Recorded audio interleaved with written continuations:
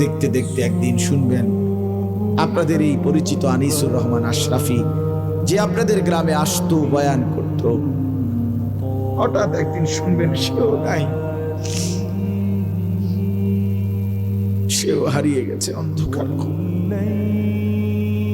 এটাই বাস্তবতা, এটাই চিরসত্য।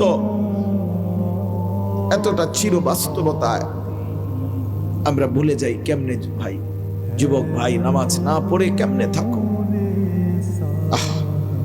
মুসলমানের বাচ্চা তুমি, তুমি হিন্দুর সন্তান না, তুমি ইহুদির বাচ্চা না, তুমি খ্রিস্টানের বাচ্চা।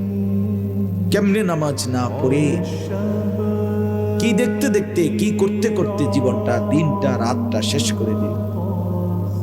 আহারে আফসোস, আমার বড় আফসোস লাগে। একটা সুস্থ সবল 16 বছরের, 14 বছরের, 18 বছরের ছেলে মেয়ে কি কারণে, কি বুঝে একটা সেজদা দেয় না, এক ওয়াক্ত নামাজ পড়ে।